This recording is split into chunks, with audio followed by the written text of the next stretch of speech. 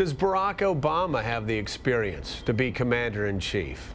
Well, Powell has certified that he does, and that speaks more loudly than if I say that he does. I think he does. I endorsed him more than a year ago.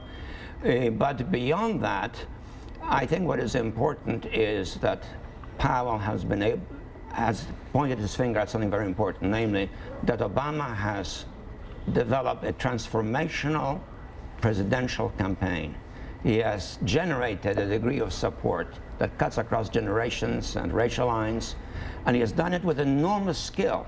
Look at the scale of that campaign and compare its performance to the performance of the other side.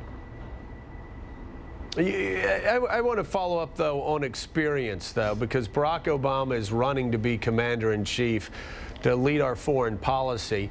You would have never selected someone with Barack Obama's resume as your number 2 person at the NSA. In fact, your number 2 person at the NSA had 15 years of Foreign Service experience before they came to work with you in the White House, and yet Barack Obama, community organizer, state legislator, and a guy that worked in the Senate for a year before running for president.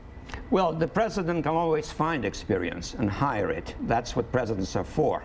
But they have to have good judgment, and they have to have a sense of where things are heading historically. And I think Obama has demonstrated that. Don't forget that the decision to go to war in Iraq was made by some people with 30 years of experience. Let me just name 2. The Vice President, Mr. Cheney, the Secretary of Defense, Mr. Rumsfeld, both of whom overshadowed the president in their experience. Well, look at the decision's consequences. But don't we want to have people that have experience and also good judgment? It's not an either-or. Just because Dick Cheney made mistakes doesn't mean we don't want somebody like you having the president's ear. Look, in the ideal world, you'll want to have some divine figure as president.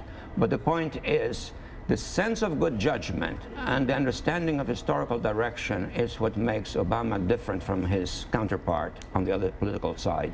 And that is, I think, quite decisive.